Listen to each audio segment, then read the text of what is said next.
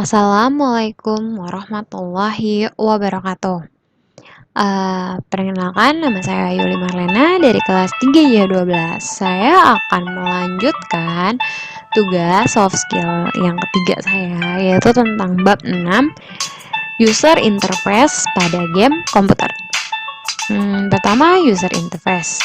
User interface itu merupakan mekanisme komunikasi antara pengguna dengan sistem. Interface dapat menerima informasi dari pengguna dan memberikan informasi kepada pengguna untuk membantu mengarahkan alur penelusuran masalah sampai ditemukannya suatu solusi.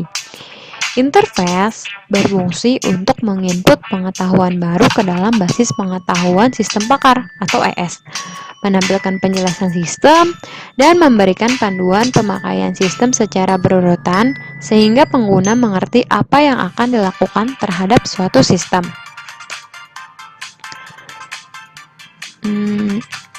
Dengan user interface dalam game berbeda dari desain UI lainnya karena melibatkan unsur tambahan fiksi.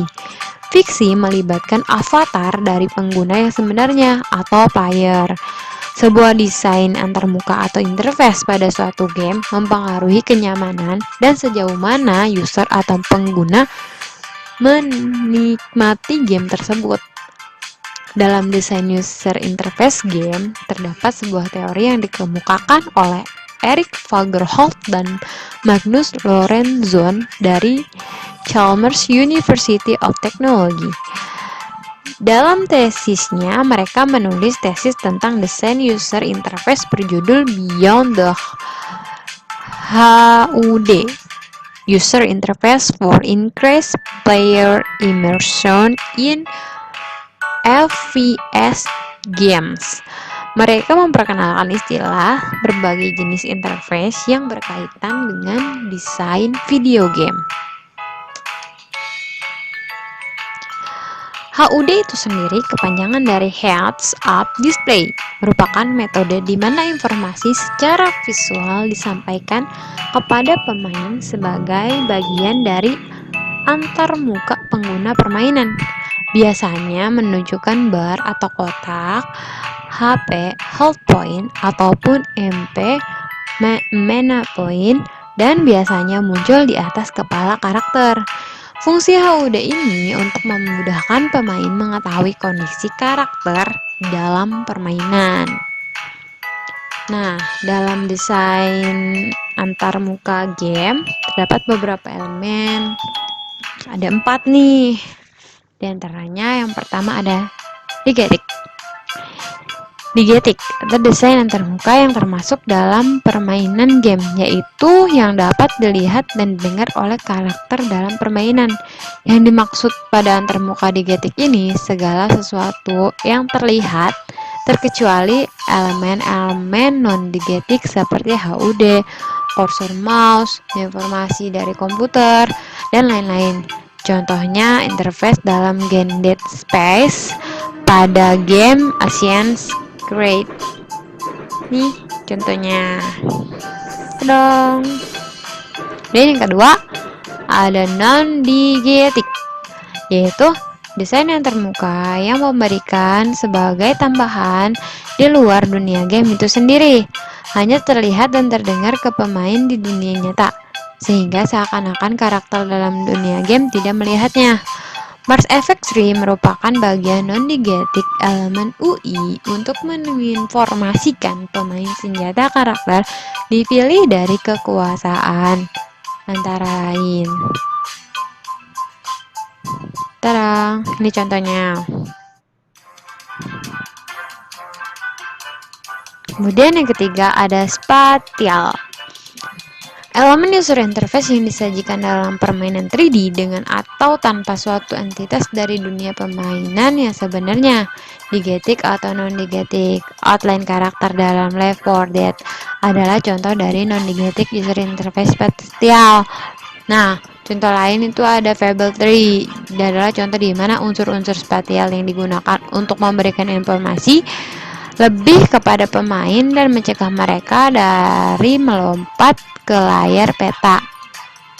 Jejak bersinar hampir cocok dalam fiksi, mengingat kualitas estetika ajaib itu, tetapi karakter tidak dimaksudkan untuk menyadari hal itu. Ini memandu pemain ke tujuan berikutnya. Nih, Fable 3 sama Left 4 Dead gambarnya. Terus yang terakhir itu ada meta. Gambaran yang bisa muncul dalam dunia game, namun tidak selalu divisualisasikan spesial untuk pemain. Contoh yang paling jelas adalah efek ditampilkan di layar, seperti percikan darah pada kamera untuk menunjukkan kerusakan. Contohnya, Duty calls the calm before the storm. This is contohnya.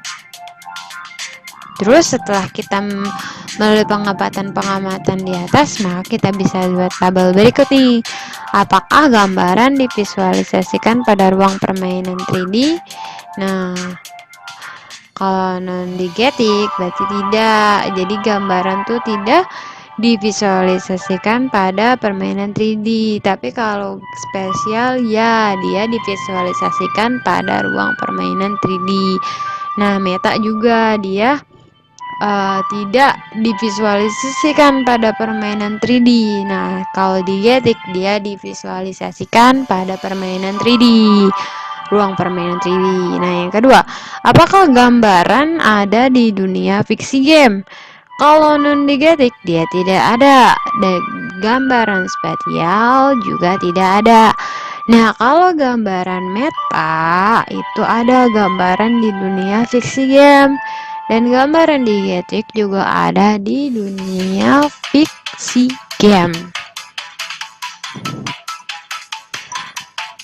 Kemudian penggunaan ikon pada game juga mempengaruhi kenyamanan pemain dalam memilih perintah-perintah pada game. Desain icon dalam user interface dibagi menjadi dua jenis, yaitu Picons dan Micons. Yang pertama ada Picons. Picons adalah singkatan dari personal icon atau icon pribadi. Membentuk kecil, gambar terbatas, dan digunakan untuk mewakili pengguna dan domain di internet. Disusun dalam database sehingga gambar yang sesuai untuk alamat email yang diberikan dapat ditemukan. Selain pengguna dan domain, ada Picon database untuk newsgroup, Usenet, dan perkiraan cuaca. Pada Picons berada dalam format XBM monokrom atau XBM warna dan format GIF atau grafik. Nah, kemudian kayak gini. Yang pertama ada domain, itu merupakan logo domain internet. Yang kedua ada Muse, Picon untuk akun umum. Yang ketiga ada news, icon untuk Usenet, newsgroup. Terus ada unknown tuh untuk standar Picon karena sangat tinggi tingkat pemain internet. Terus kemudian ada Usenix, yaitu wajah gambar peserta konferensi Usenix. Kemudian ada users, Picon piutang individu atau sering gambar wajah. Kemudian ada Wither, itu icon untuk menampilkan ramalan cuaca. Nah, yang jenis yang kedua ada Micons. Micons adalah moving icons atau Picon yang bergerak. Dalam hal ini merupakan GIF animasi. Picon ini animasi dari Picon, tetapi bisa juga berupa video khusus yang dijadikan Micons. Nah, ada keunggulan-keunggulannya nih antara Picon sama Micon. Apa aja? Yang pertama itu keunggulan Picon. Keunggulan Picon yang pertama, hemat kapasitas. Yoi, kan soalnya Picon itu kecil-kecil. Terus yang kedua itu lebih praktis. Yang ketiga, tidak membuat beban pada kinerja komputer. Terus kalau keunggulan Picon, Icon menjadi terlihat menyenangkan, iyalah, kan dia bergerak. Terus seperti melihat video dengan kapasitas kecil. Contohnya tuh kayak gerak-gerak gitu. Kita kan lebih enak ngelihat GIF ya daripada cuma gambar doang. Kalau GIF tuh dia lebih berwarna aja gitu. Berwarna sih. Picon juga, tapi kalau Micon tuh gimana ya, kayak gerak gitu. Jadi lebih indah, lebih enak aja gitu. Keunggulannya itu, cuma ya kapasitasnya besar kalau Nikon. Kalau Picon kapasitasnya kecil gitu.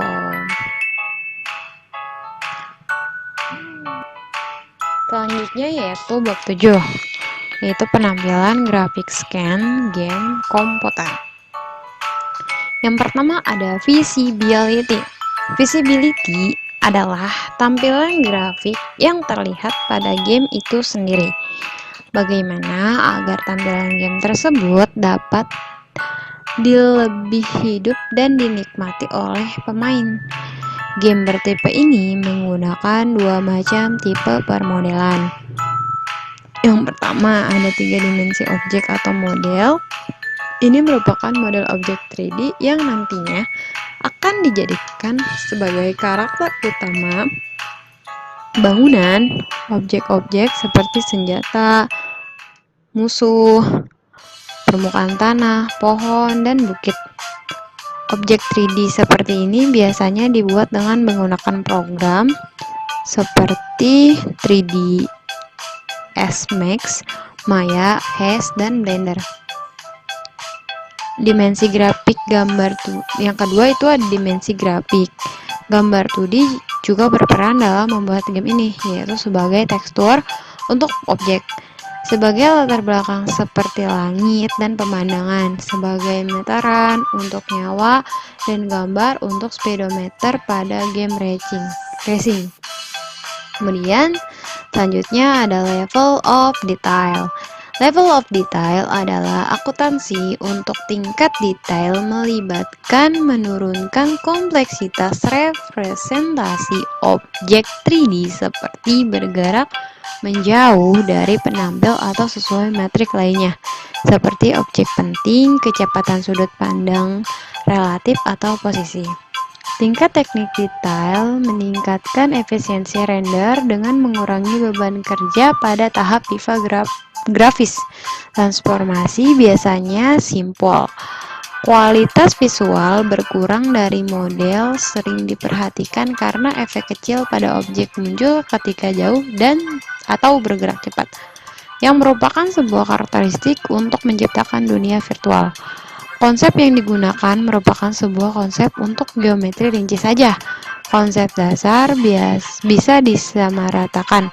Baru-baru ini teknik LOD termasuk manajemen juga shader untuk tetap mengontrol kompleksitas pixel. Game dengan jalan cerita. Contohnya ada Metal Gear Solid V, The Phantom Pain. Game series mahakarya Hideo Kojima di mana kita bermain sebagai prajurit super yang menyelesaikan semua mission sendirian. Sendiri ini karena kita direkomendasikan bermain secara stealth dalam menghabisi musuh yang bisa dengan cara rembuh, tetapi keberhasilan menyelesaikan misi akan menjadi kecil. Jalan ceritanya, MGS-V. The Phantom Pain sendiri berperan sebagai series sequel langsung dari MGS-V. Ground Zeroes yang dirilis tahun lalu.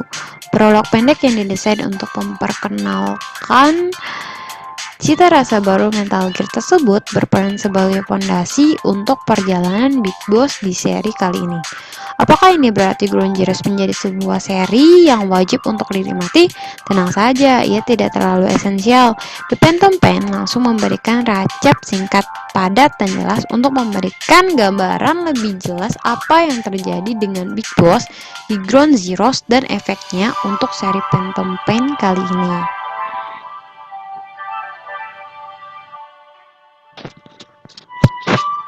Di akhir Ground Zeroes, usaha Big Boss untuk menyelamatkan Quest dari Camp Omega ternyata berakhir bencana. Setelah berhasil mengeluarkan salah satu bom dari tubuh Quest, Big Boss gagal memprediksi bahwa ada satu ekstra bom lain yang terlewatkan oleh mereka. Vash yang dikala itu sadar, akhirnya memutuskan untuk loncat dari helikopter dan mengorbankan dirinya sendiri. Big Boss memang selamat, namun efek ledakan tersebut begitu destruktif hingga mencederainya. Seberapa parah?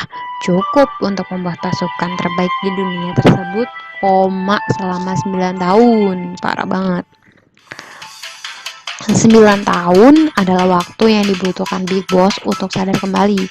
Namun bukan sambutan hangat penuh cinta yang ia terima. Mata yang baru melihat cahaya untuk waktu lama tersebut harus berakhir dengan penuh kejutan yang lain. Ledakan yang begitu dekat membuat Big Boss harus menerima konsekuensi cacat fisik yang tidak bisa dihindari. Ratusan pecahan tulang dari begitu banyak orang bersarang di tubuhnya dari hasil efek ledakan, termasuk kepingan besar di kepala yang memang diputuskan untuk tidak dicabut demi fungsi otak yang berjalan sebagaimana mestinya. Sakit banget. Tidak hanya itu saja, ia juga kehilangan tangan kirinya dalam peristiwa tersebut. Bahkan sebelum sempat untuk berduka untuk kondisinya sendiri, Big Boss sudah harus berhadapan dengan ancaman lain. Chipper yang dikabarkan sudah mengetahui kesadaran Big Boss dan siap untuk membinasakannya untuk selama-lamanya. Sebuah rencana alternatif dan gila pun dilakukan. Chipper berada di rumah sakit yang sama, sang dokter memutuskan untuk melakukan operasi plastik besar-besaran untuk mengubah wajah Big Boss untuk memperbesar kesempatannya selamat. Ia kini menyandang wajah dan identitas baru sebagai Ahab.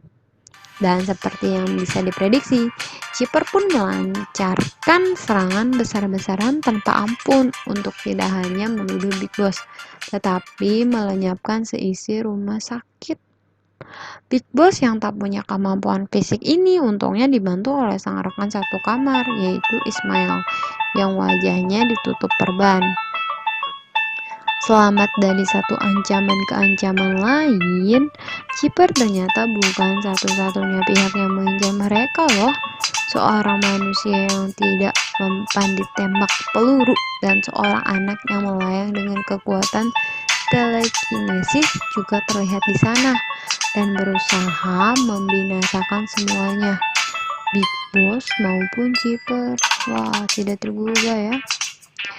Akhir cerita, Big Boss ini berhasil selamat, tapi perang dan tragedi seolah tidak bisa lepas darinya.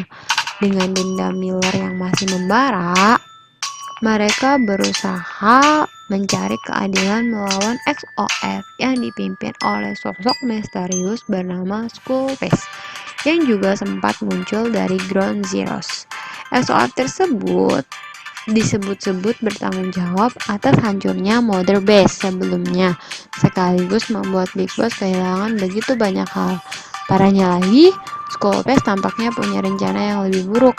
Proses investigasi yang dilakukan Big Boss menentukan satu hal, bahwa Skullface dan XOF bukanlah lagi sel organisasi yang berdiri di bawah bendera Chipper dan bisa mereka kendalikan. Sang monster dengan wajah rusak dan topi khasnya ini punya agenda tersendiri. Kemudian ada Blade and Soul, game online bertaraf MMORPG yang tidak hanya mengendalikan open world saja. Ia juga menonjolkan tampilan game, keluasan gerakan dalam gameplay, dan quest-quest yang akan diterima oleh pemain.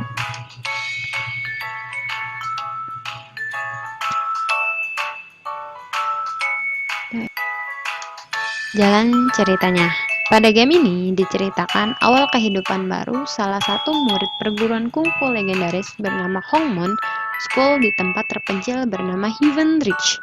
Murid tersebut adalah karakter yang Anda gunakan di dalam permainan. Berkat bimbingan Master Hong selaku guru besarnya, perguruan tersebut begitu tersohor sebagai pemuka di dunia persilatan.